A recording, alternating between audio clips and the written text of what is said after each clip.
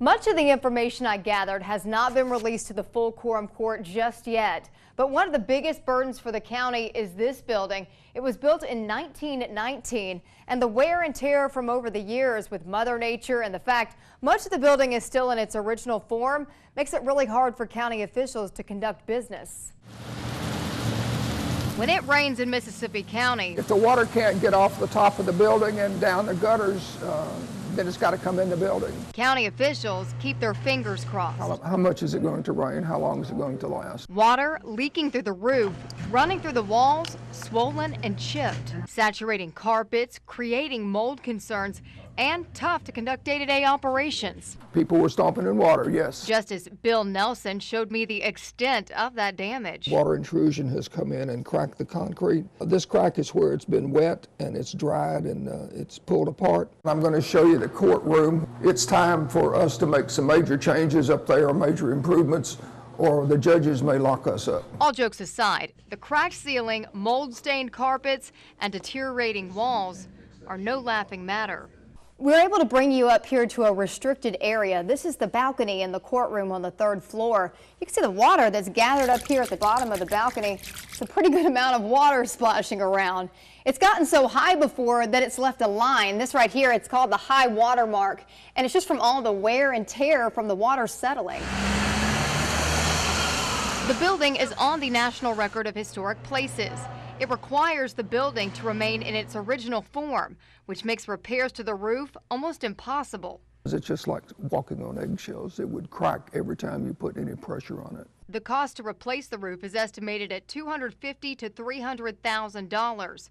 Next week, Nelson hopes to pass a resolution to modify Blytheville and Osceola County seat structure to a single county seat status by creating one central location. It'll cut our costs not in half, but it'll cut it tremendously. The plan is to combine county seats through attrition.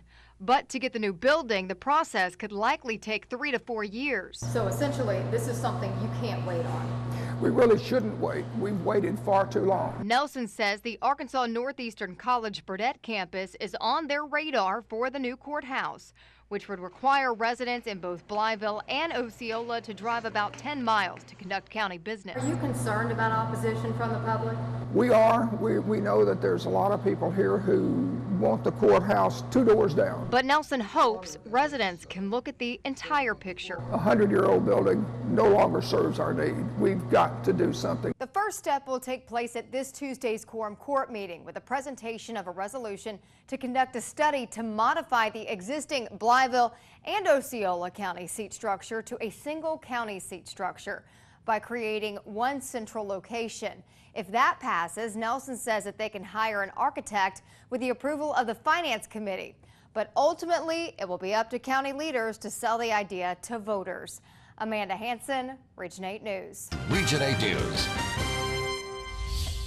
Tonight, flooding threatens much of Arkansas. According to the National Weather Service, a flash flood watch was in effect throughout this afternoon for about 45 counties in central and southern Arkansas. We're talking about this area right here just south of a line from Clarksville to Batesville. The Weather Service says 1 to 3 inches of rain fell on Friday. 1-inch size hail was reported in Jefferson County. Thank you for joining us for this late edition of Region 8 News at 10. I'm Amanda Hanson. Jesse Tnur is off tonight, and today it seemed like it was just one of those gloomy days out there. Andrew was tracking it all. Pretty good amount of rain in some areas. Yeah, that's right, Amanda. Coming up. Thanks, Andrew. Arkansas State's offense had its best performance of the season today. Blake was in Atlanta, and Common is here, but Common, we can expect to see so much more on Red Wolves Live. That's right, Amanda. The Red Wolves racked up 6. Thanks, Common. We look forward to that one for sure. The Red Cross hosted a blood drive today. It was all in memory of a local fallen soldier, Paul Brooks. He was killed in active duty in 2009 in Iraq. Well, Region 8's Veronica Smith attended the event today. She has much more in this story. It's not just another blood drive. Thanks, Veronica. Great story there.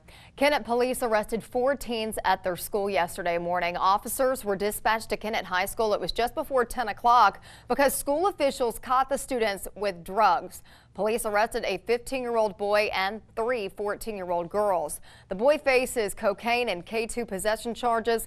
One girl faces charges for possession and distribution of prescription medication.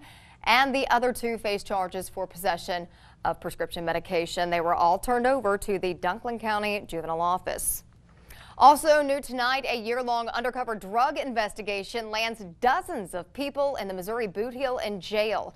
According to Kennett Police, the Southeast Missouri Drug Task Force arrested 26 people Thursday.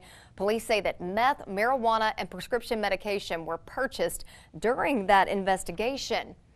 Kennett Police say several other law enforcement agencies helped out to assist with this roundup, including the Missouri State Highway Patrol, Dunklin County Sheriff's Department, and the Malden, Caruthersville, and Steele Police Departments. Kennett Police expect to arrest more people in this case. We have some new details about that 3-year-old bitten by jaguars after falling into the cat's exhibit at the Little Rock Zoo. They are now in stable condition tonight. Glad to report that. In a news release today, Arkansas Children's Hospital spokesman Dan McFadden says that the child was upgraded from critical condition and expected to improve. McFadden says that the child's guardian asked police not to release the child's name and other information.